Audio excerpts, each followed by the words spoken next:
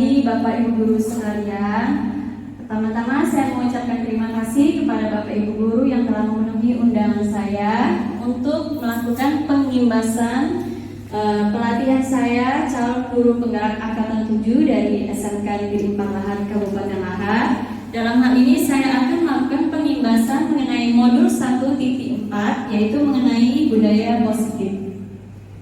Saya harapkan semoga nanti setelah saya melakukan pengimbasan ini kita dapat menerapkan budaya positif di sekolah kita agar terciptanya nanti pelajar sesuai dengan profil pelajar Pancasila.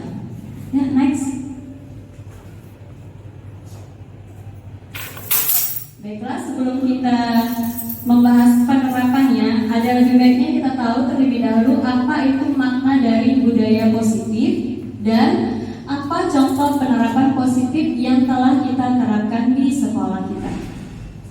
Next. Pengertian budaya positif dulu. Sebelumnya.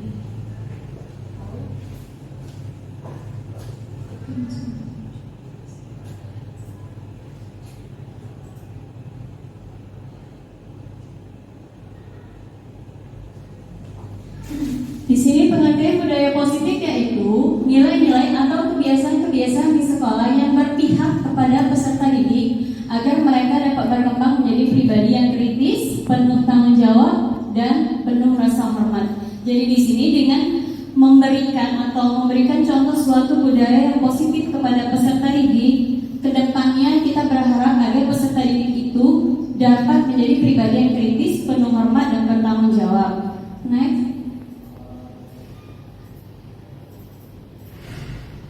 Di sini budaya positif itu sebenarnya telah lama kita terapkan di sekolah.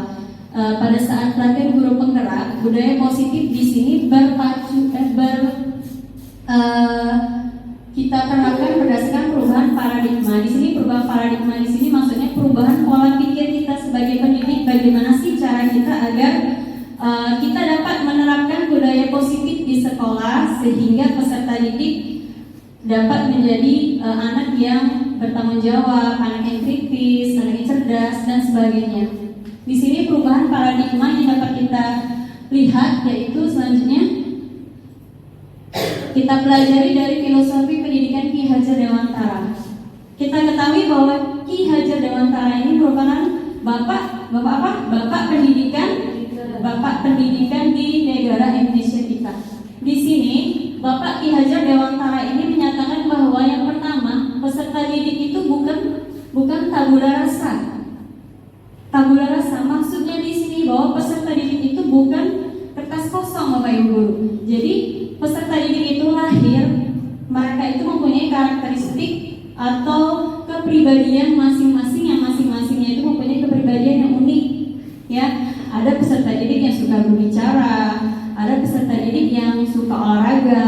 Jadi masing-masing peserta didik mempunyai kepribadian ataupun karakternya masing-masing. Nah, dengan kepribadian tersebut, bagaimana sih caranya agar karakter yang ada di dalam yang mereka bawa dari lahir itu dapat kita kembangkan? Nah, dapat kita kembangkan itu salah satunya dengan cara menerapkan budaya positif di sekolah. Penerapan budaya positif di sekolah ini menurut KHD itu salah satunya agar terciptanya budi pekerti yang baik bagi peserta didik. Budi pekerti ini yaitu keselarasan antara cipta, rasa, dan karsa. Jadi setelah kita mempunyai pikiran untuk berubah, nanti akan tercipta kelakuan ataupun kemauan kita untuk melaksanakan suatu tindakan yang baik juga.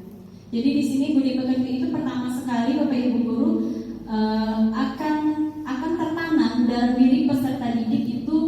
Yang pertama itu didapat dari keluarga.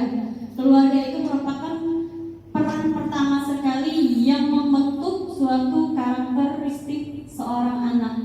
Jadi di sini keluarga itu dapat mengajarkan interaksi antara kakak dengan adik, antara anak dan orang tua. Jadi nanti kedepannya setelah dia mampu menyelaraskan budi pekerti dia, nanti dia mampu mengontrol diri dia dalam berinteraksi dengan lingkungannya. Di sini tugas guru, yaitu tugas pendidik kita, yaitu untuk mengembangkan bakat tersebut agar anak tumbuh dengan selamat dan bahagia. Menurut KHD, tujuan pendidikan yaitu bagaimana cara kita pendidik menuntun. Jadi di sini kan menurut pemikiran KHD itu guru itu sebagai among, guru itu sebagai bagaimana cara kita menuntun peserta didik untuk mencapai derajat peserta didik yang setinggi-tingginya di dunia dan di akhirat. Itu tujuan pendidikan menurut Ki Hajar Dewantara. Di sini Ki Hajar Dewantara mengibaratkan guru itu sebagai petani dan anak itu sebagai ibarat biji jagung. Jadi di sini guru, bagaimana kita sebagai petani itu membuat jagung yang berasal dari biji itu menjadi sebuah jagung yang enak untuk dimakan. Jadi di sini seorang petani harus bagaimana agar tanahnya menjadi gembur, bagaimana bibitnya yang bagus untuk ditanam, bagaimana pengairannya. Jadi di sini guru itu diibaratkan seorang petani, bagaimana cara kita mendidik peserta didik agar dapat tumbuh mencapai derajat yang setinggi-tingginya di dunia dan di akhirat. Baik, selanjutnya di sini, selain itu Ki Hajar Dewantara juga menjelaskan bahwa kita sebagai guru harus melaksanakan pendidikan itu sesuai dengan kodrat alam dan kodrat zamannya. Kodrat alam artinya setiap peserta didik memiliki karakteristik masing-masing yang dia dapat ketika ia dilahirkan. Jadi seperti saya jelaskan tadi, ketika seorang anak itu mempunyai hobi menggambar, ada seorang anak yang hobi membaca puisi, itu artinya kodrat alam yang telah ia miliki, ya. Sedangkan di sini kodrat zaman artinya kita ketahui bahwa zaman ini semakin lama semakin maju. Sekarang ini sudah menuju zaman Z namanya, di mana teknologi itu sudah sangat berkembang dengan sangat pesat. Jadi di sini gadget itu bukan lagi sesuatu hal yang susah untuk dipelajari oleh peserta didik, ya. Jadi di sini guru ini harus mengembangkan peserta didik sesuai dengan kodrat alamnya yang telah dimilikinya dan harus sesuai dengan kodrat zamannya. Ya, Bapak Ibu guru? Ya. Selanjutnya, filosofi terakhir menurut KHD yaitu pendidikan itu harus berpihak kepada peserta didik. Saya yakin bahwa di SMK Negeri 4 Lahat bahwa kita sudah menerapkan pendidikan yang berpusat pada peserta didik atau kita sebut sebagai student center, ya, di mana peserta didik di SMK 4 sudah diberikan kebebasan untuk mengungkapkan pendapat, untuk berkelompok, untuk menciptakan suatu karya. Jadi di sini bagaimana kita sebagai pendidik yang sudah ada di sekolah kita itu kita lakukan perubahan agar menjadi lebih baik lagi, ya.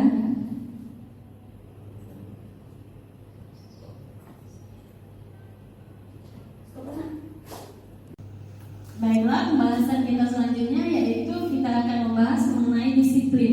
Ya, di sini disiplin itu saya yakin sudah kita terapkan di SMK Negeri 4 Lahat ini. Kalau boleh saya tahu, apa itu makna disiplin menurut Bapak Ibu sekalian?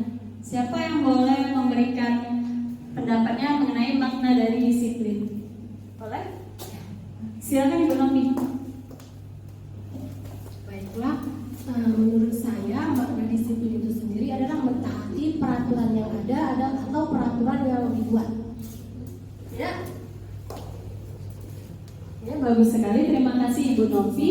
Apakah ada dari Ibu Bapak Ibu guru yang lain yang menambahkan? Cukup? Cukup. Pas.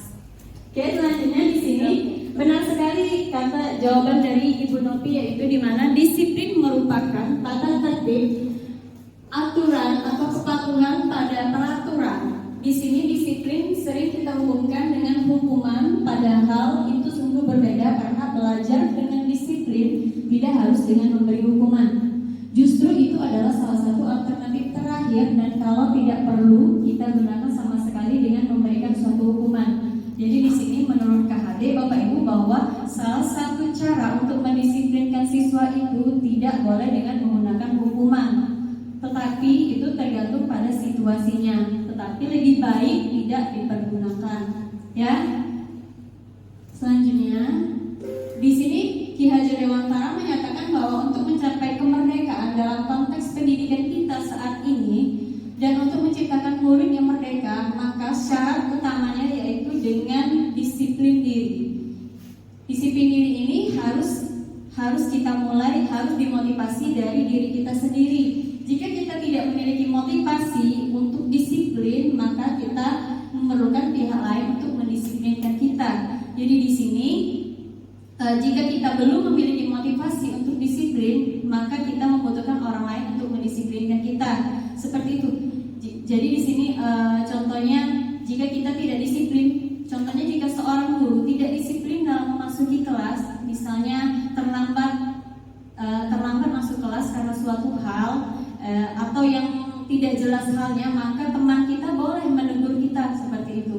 Berarti kita sudah memiliki motivasi internal eksternal, yaitu motivasi dari teman kita. Seperti itu ya. Selanjutnya teori motivasi manusia. Di sini menurut KHD, teori motivasi perilaku manusia. Next.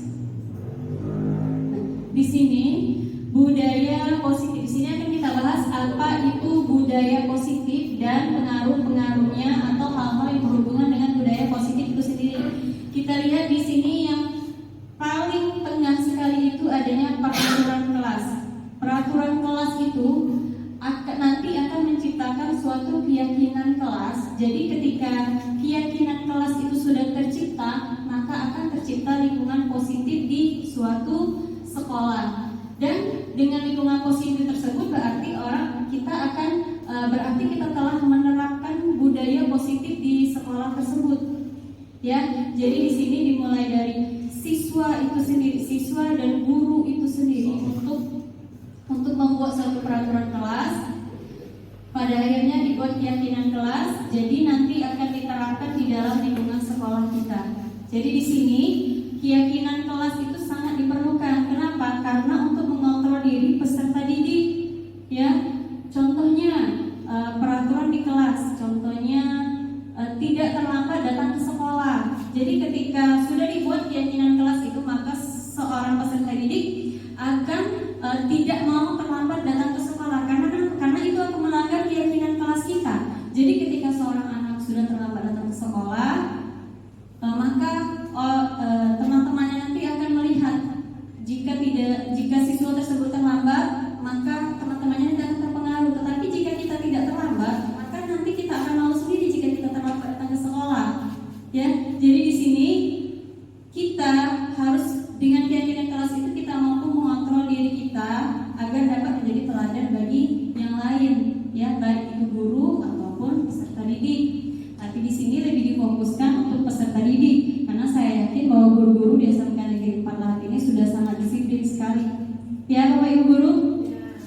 Oke, sepertinya sudah sangat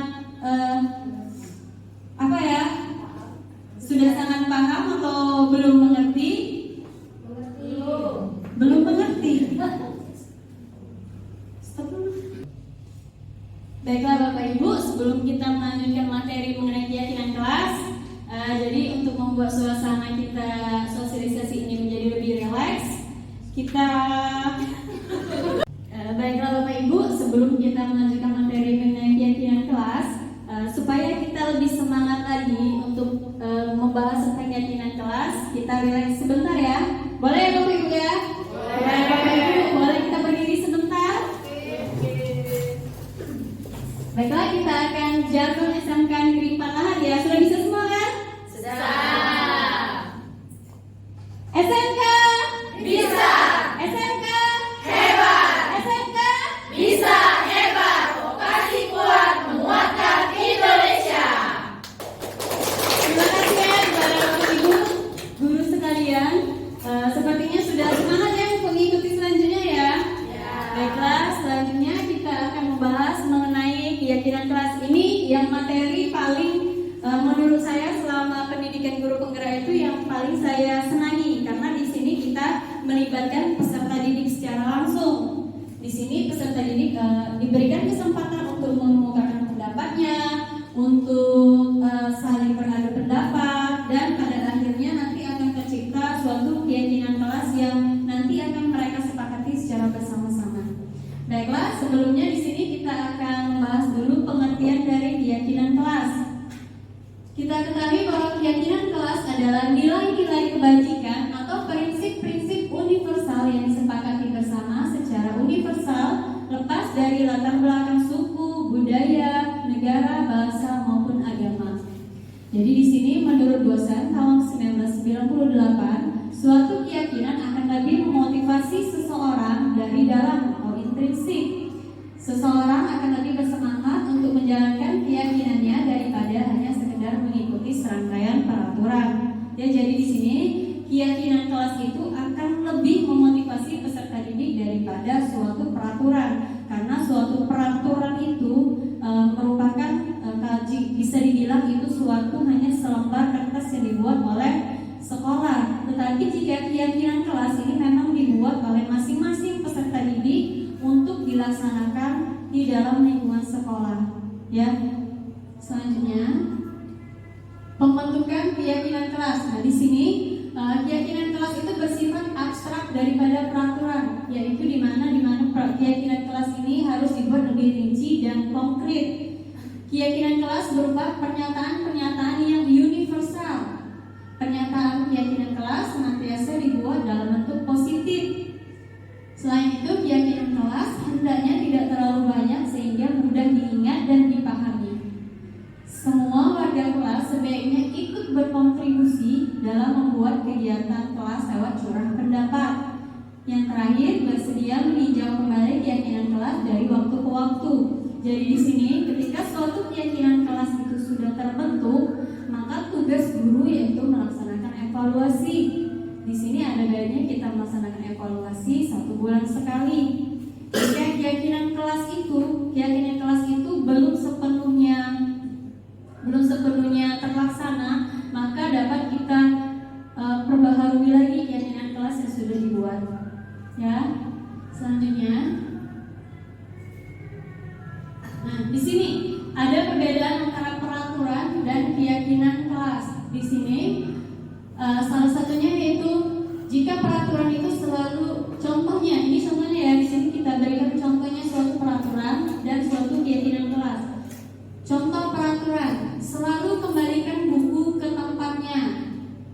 Keyakinan kelas kita, jika contoh dari keyakinan kelas yaitu tanggung jawab, itu keyakinan kelas. Jadi kalau peraturannya buku harus dikembalikan pada tempatnya. Jika kita sudah membuat keyakinan kelas itu yaitu tanggung jawab. Jadi ketika kita sudah bertanggung jawab, otomatis kita selalu mengembalikan buku kepada tempatnya. Seperti itu ya Bapak Ibu ya. Contoh peraturan, dilarang mengganggu orang lain. Nah, di sini jika kita membuatnya dalam suatu keyakinan kelas, maka itu harus yang lebih positif lagi dan lebih baik kata-katanya. Di sini berarti menghormati orang lain dan diri sendiri.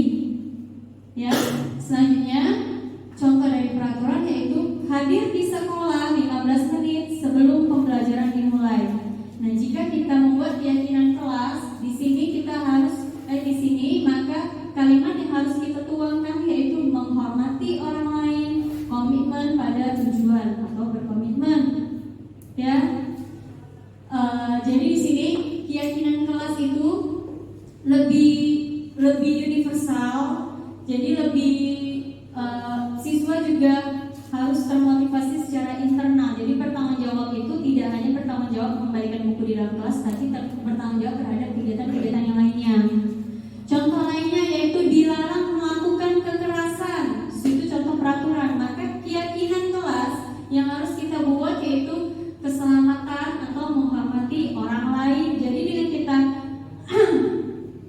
dengan kita menanamkan motivasi keselamatan atau menghormati orang lain dalam diri kita, maka secara tidak langsung kita tidak akan pernah melakukan kekerasan, ya, tidak akan pernah berkelahi di sini. Jadi motivasi internal kita itu bagaimana cara kita menjaga keselamatan diri kita dan keselamatan orang lain, atau menghormati diri kita dan menghormati orang lain, ya. Selanjutnya peraturan di sini yaitu dilarang menggunakan narkoba. Itu kita sering sekali mendengarnya Bapak Ibu, di mana peraturan itu selalu mengenai dilarang, tidak boleh. Kalau kita membuat keyakinan kelas itu, maka dilarang menggunakan narkoba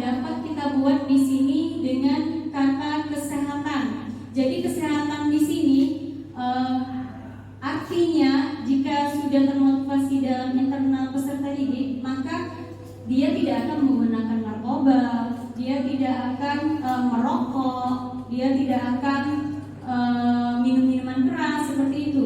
Jadi jika peraturan itu sangat detail sekali, maka keyakinan kelas ini sangat umum. Ya seperti itu ya Bapak Ibu ya. Gimana Bapak Ibu? Menarik? Ya, kita lanjut ya. Yang terakhir yaitu contoh peraturan, itu jangan berlari di kelas atau di koridor. Itu suatu peraturan. Keyakinan kelas yang akan kita buat mengenai peraturan tadi yaitu keselamatan dan keamanan. Ya, jadi ketika siswa sudah tahu keselamatan dan keamanan diri sendiri dan orang lain, maka secara tidak langsung siswa tersebut tidak akan berlari di koridor, ya, atau siswa tidak akan berlari-lari di kelas, karena itu dapat membahayakan teman ataupun guru yang ada di sekolah tersebut. Jadi di sini keyakinan kelas itu harus kita terapkan di kelas kita masing-masing Bapak Ibu guru, karena ini menurut saya ini sangat penting sekali agar dapat mengontrol diri peserta didik. Saya juga sudah menerapkan keyakinan kelas ini di kelas 12 akuntansi dan keuangan lembaga, dan itu alhamdulillah sudah ada perubahan terhadap diri peserta didiknya. Ya, jadi di sini ada baiknya kita mencoba membuat keyakinan kelas di kelas kita masing-masing, ya, agar terciptalah nanti budaya positif di sekolah itu. Ya, selanjutnya, sebelumnya, baik Bapak Ibu, ada yang ingin ditanyakan mengenai keyakinan kelas, boleh? Ya, baik Ibu Ririn, boleh? Pakai mic biar terlihat. Tadi Bu Andi sudah menjelaskan tentang keyakinan kelas. Di sini tadi Bu Andi juga sudah menyebutkan bahwa Bu Andi sudah menerapkan proses pembuatan keyakinan kelas di kelas 12 akuntansi dan keuangan lembaga. Kalau boleh tahu, kami mau lihat contoh keyakinan kelas yang sudah Bu Andi buat. Terima kasih. Oke, bagus sekali pertanyaan dari Ibu Ririn. Boleh ya di sini seperti saya juga sudah jelaskan tadi bahwa saya sudah menerapkan keyakinan kelas di kelas 12 akuntansi dan keuangan lembaga. Saya akan tampilkan videonya ya. Mohon simak ya. Baiklah Bapak Ibu, boleh disimak ini video keyakinan kelas yang sudah saya terapkan di kelas 12 akuntansi dan keuangan lembaga.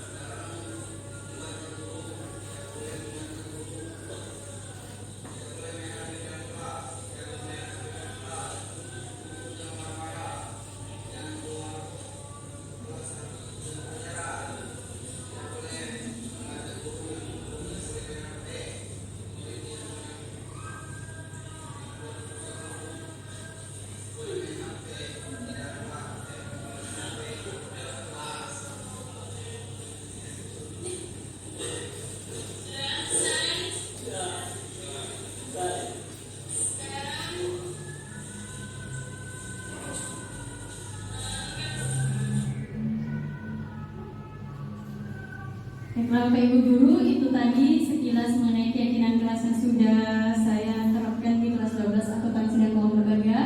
Di sana di kelas tersebut saya sudah menerapkan keyakinan kelas, yaitu diantaranya mengenai ketertiban. Di sini ketertiban di sini maksudnya itu kemarin sudah saya tanyakan, tertib dalam hal apa? Nah, yang pertama, mereka tidak boleh terlambat datang ke sekolah. Selain itu tidak boleh bermain HP di dalam kelas. Selain itu mereka akan tertib jika kepada Bapak Ibu guru dan mengajar di kelas yang mengajar di kelas tersebut. Ya, jadi ketika kita telah membuat keyakinan kelas itu, maka kita juga harus merincikan atau tukar pendapat mengenai keyakinan kelas yang kita buat tadi. Ya, paham ya Bapak Ibu guru ya? Selanjutnya di sini kita juga akan membahas mengenai hukuman dan konsekuensi. Ya, di sini antara hukuman dan konsekuensi itu sangat berbeda sekali. Ya, di sini hukuman itu sangat mungkin Bapak di SMK Negeri 14 semoga tidak ada yang memberikan hukuman kepada peserta didiknya ya, tetapi jika mungkin itu ada, mudah-mudahan nanti diubah menjadi suatu yang namanya konsekuensi. Ya, di sini dihukum itu ada dua macam. Ada dihukum oleh penghargaan, itu suatu peraturan. Keyakinan kelas yang akan kita buat mengenai peraturan tadi yaitu keselamatan dan keamanan. Ya, jadi ketika siswa sudah tahu keselamatan dan keamanan diri sendiri dan orang lain, maka secara tidak langsung siswa tersebut tidak akan berlari di koridor, ya, atau siswa tidak akan berlari-lari di kelas, karena itu dapat membahayakan teman ataupun guru yang ada di sekolah tersebut. Jadi di sini keyakinan karena penghargaan itu di SMK Negeri 4 itu sudah sering kita berikan kepada peserta didik ya, tetapi kita perlu pahami bahwa penghargaan itu memberikan dampak negatif terhadap peserta didik ya. Karena kenapa? Karena nanti peserta didik akan menjadi lebih baik jika ada suatu penghargaan ataupun hadiah kepada peserta didik. Ya, di sini dihukum oleh penghargaan. Di sini pengaruhnya yaitu jika kita menghukum siswa dengan memberikan penghargaan, maka pengaruhnya itu akan jangka pendek. Ya. Selanjutnya penghargaan itu mengurangi ketepatan. Penghargaan itu tidak efektif dan penghargaan itu akan merusak suatu hubungan. Ya, kenapa?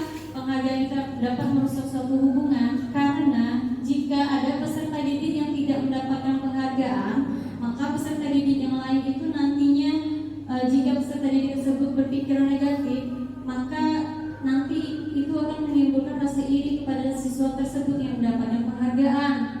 Ya, jadi ketika siswa tersebut iri, maka itu akan merusak hubungan antara siswa satu dengan yang lainnya. Ya, selanjutnya. Nah, di sini boleh ya, saya ingin memberikan suatu latihan kepada Bapak Ibu guru mengenai perbedaan antara hukuman atau konsekuensi. Ya, yang pertama, mencatat 100 kali di dalam buku dengan kalimat saya tidak akan terlambat lagi karena terlambat ke sekolah. Baiklah Bapak Ibu, itu merupakan suatu hukuman atau konsekuensi? Hukuman. Itu merupakan suatu hukuman karena siswa tersebut terlambat, jadi dia disuruh mencatat sebanyak 100 kali.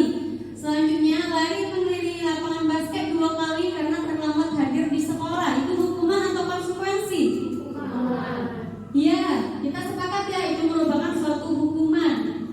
Yang ketiga, murid diminta push up 15 kali karena tidak menggunakan masker di sekolah. Itu hukuman atau konsekuensi? Hukuman. Ya, kita sepakat ya, itu suatu hukuman.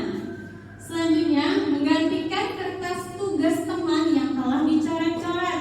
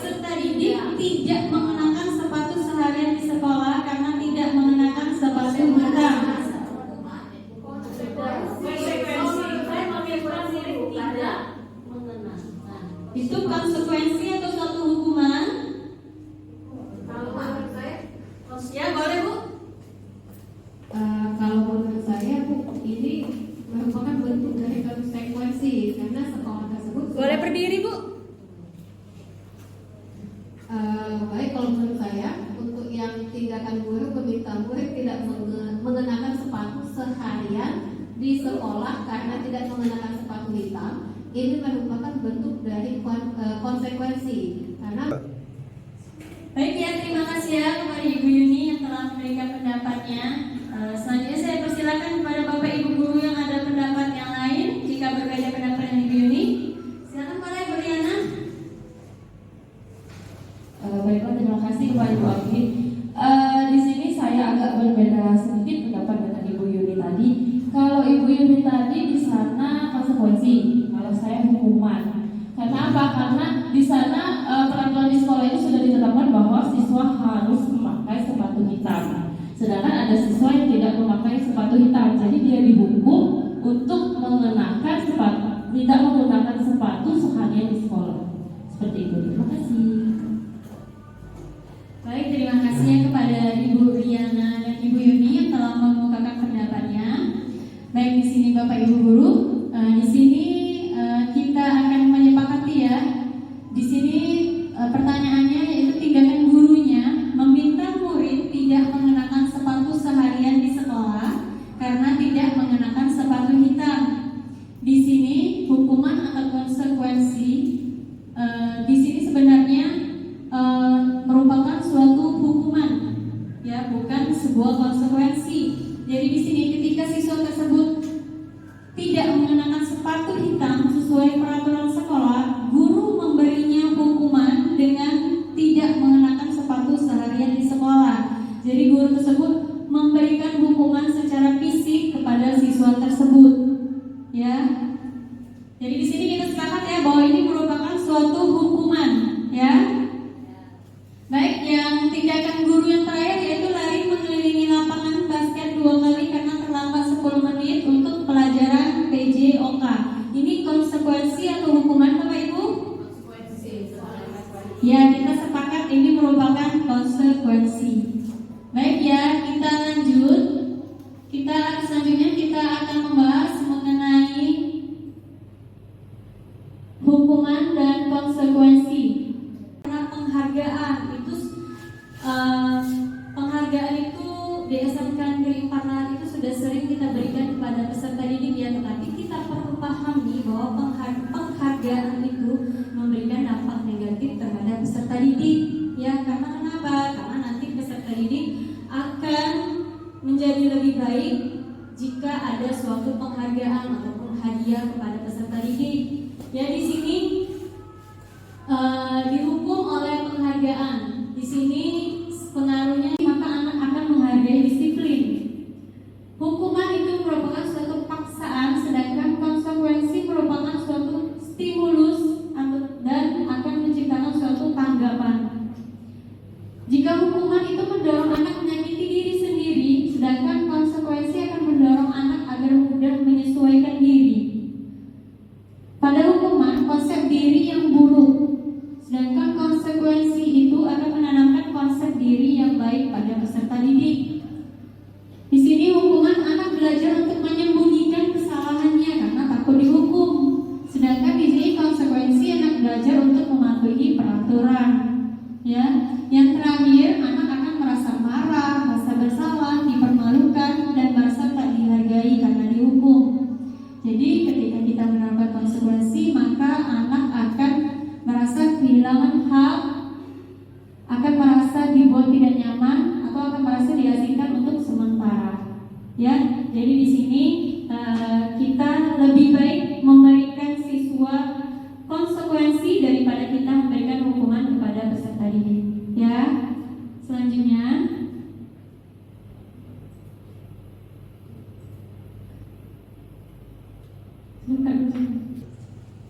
Baiklah, selanjutnya di sini juga suatu materi yang sangat menarik juga menurut saya Bapak Ibu, karena di sini setelah kita melaksanakan suatu keyakinan kelas, maka di sini fungsi kita sebagai guru yaitu sebagai kontrol dari keyakinan kelas yang telah kita buat tadi. Di sini kontrol guru itu ada 5 macam Bapak Ibu. Di sini ada yang kontrol guru kita sebagai penghukum, ada membuat merasa bersalah, ada kontrol sebagai teman, kontrol sebagai pemantau, dan kontrol sebagai manajer.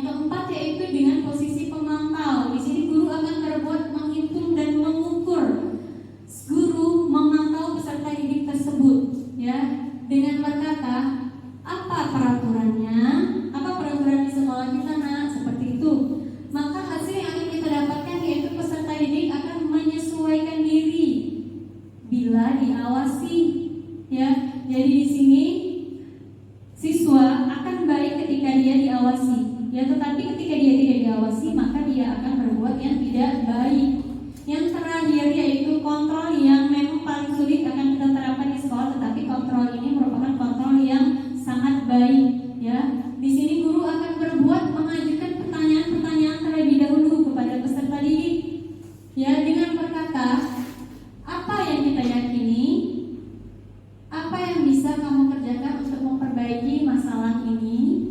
Seperti itu ya. Jadi siswa dibuat bagaimana cara ia menyadari kesalahannya.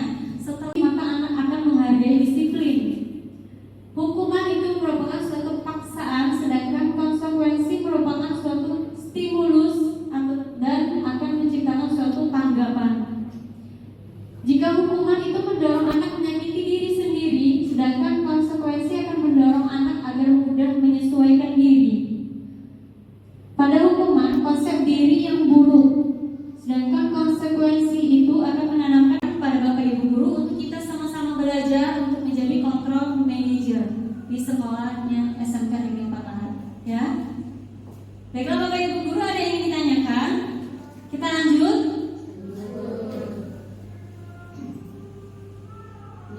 Baik, ini pembahasan kita yang terakhir Bapak Ibu mengenai restitusi. Ya, apa itu restitusi? Restitusi adalah proses menciptakan kondisi bagi peserta didik untuk memperbaiki kesalahan mereka, sehingga mereka bisa kembali pada kelompok mereka dengan karakter yang lebih kuat. Selanjutnya, nah ini 9 ciri-ciri restitusi. Ya, yang pertama, bukan untuk menebus kesalahan, namun belajar dari kesalahan. Yang kedua, memperbaiki hubungan. Yang ketiga, tawaran, bukan paksaan. Yang keempat, restitusi menuntut untuk melihat ke dalam diri. Yang kelima, restitusi mencari kebutuhan dasar yang mendasari tindakan.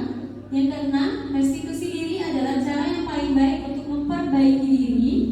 Yang ketujuh, restitusi fokus pada karakter, bukan tindakan. Yang kedelapan, restitusi fokus pada solusi. Dan yang kesembilan, restitusi mengembalikan murid yang berbuat salah kepada kelompoknya. Selanjutnya, nah di sini kita akan membahas tentang segitiga restitusi. Segitiga restitusi ini dimulai dari menanyakan keyakinan kelas. Keyakinan kelas apa yang sudah kita buat? Nah, seperti itu contohnya ya. Selain itu, kita stabilkan identitasnya. Misalnya, jika ada siswa yang makan di dalam kelas, maka kita akan menstabilkan identitasnya seperti ini contohnya. Kenapa kamu makan di kelas, nak? Ibu tahu, mungkin kamu sangat lapar, tetapi makan di kelas tidak baik karena tidak sesuai dengan peraturan sekolah. Jadi kita tidak secara langsung memarahi siswa tersebut, tetapi kita stabilkan identitasnya dengan cara lebih baik lagi, yaitu dengan cara menyadarkan siswa tersebut bahwa itu merupakan suatu perbuatan yang salah, walaupun itu suatu yang manusiawi jika kita lapar. Setelah kita menstabilkan identitas, maka kita akan memvalidasi tindakan yang salah. Ya, jadi setelah siswa tadi kita berikan pemahaman, ibu tahu bahwa kamu sangat lapar sekali sehingga kamu makan di kelas. Jadi selanjutnya kita akan memberikan masukan kepada siswa tersebut bahwa itu suatu perbuatan yang salah. Ya. Selanjutnya,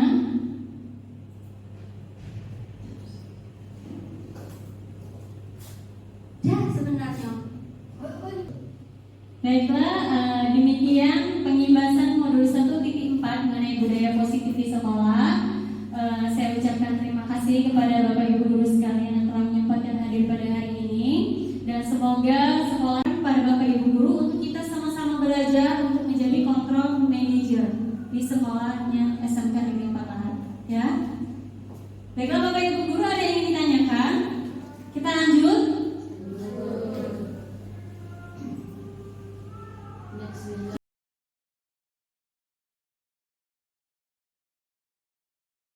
Baiklah, assalamualaikum warahmatullahi wabarakatuh. Waalaikumsalam warahmatullahi wabarakatuh. Baiklah anak-anak, sesuai kesepakatan kita minggu kemarin, kalau hari ini kita akan melaksanakan yang namanya kesepakatan kelas. Nah, dari kesepakatan kelas itu kita akan membuat keyakinan kelas. Kenapa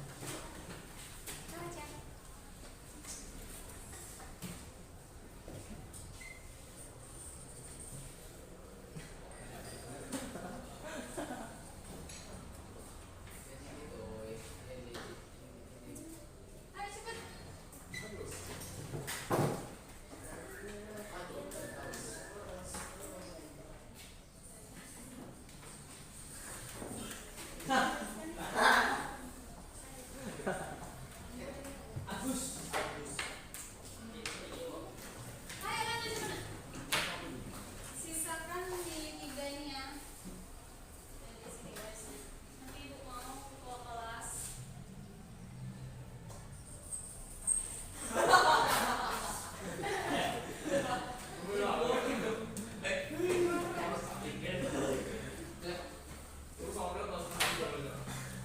Next, selanjutnya ayo, Nabila.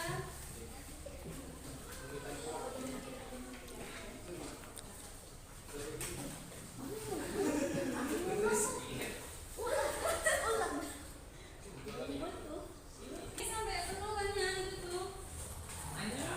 Bumbu masih ada bakwan tuh gitu.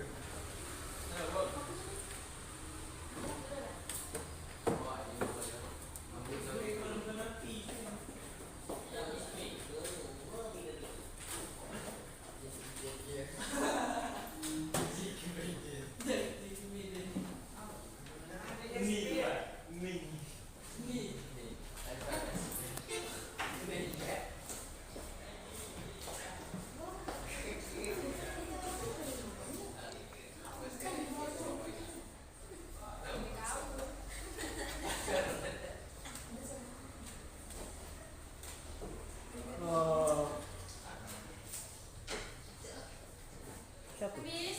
Sudah? Udah. Siapa Rizky? Nah,